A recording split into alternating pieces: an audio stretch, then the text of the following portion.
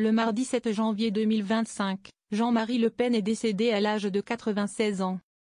Le soir même, les équipes de C'est à vous sont revenues sur sa vie politique et familiale, et ont questionné Laurent Ruquier, présent sur le plateau, sur un sujet bien précis.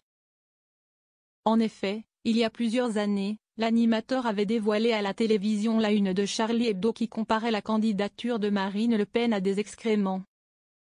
Interrogé sur la mort de Jean-Marie Le Pen par Anne-Elisabeth Lemoine, l'animateur indique: Je n'ai pas grand-chose à dire parce que la disparition d'un homme quel qu'il soit m'attriste. Alors je ne vais pas pleurer sur Jean-Marie Le Pen. Paix à son âme, lance-t-il. Laurent Ruquier donne son avis sur la disparition de Jean-Marie Le Pen.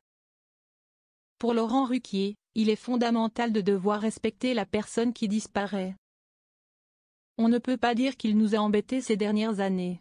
Aujourd'hui, de toute façon, ce n'est plus lui le problème.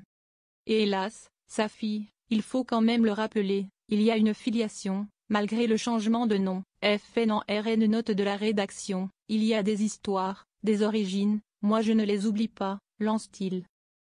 Laurent Ruquier dénonce ainsi l'omniprésence du RN, même si je vois effectivement, et chez les électeurs aussi, il ne faut pas toujours accuser les médias, ce sont aussi les gens qui votent. L'occasion aussi pour l'animateur de régler quelques comptes. On a vu Zemmour, à l'écran, note de la rédaction. On m'a souvent reproché d'avoir favorisé ces idées-là.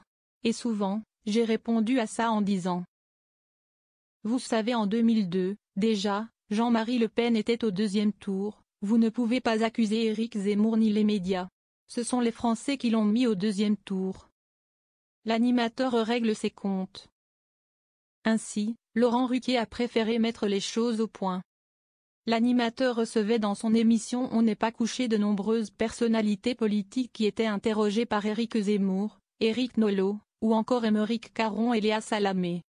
Deux d'entre eux se sont lancés dans la politique, le premier en fondant le parti Reconquête et Aymeric Caron en intégrant la France Insoumise et en devenant député.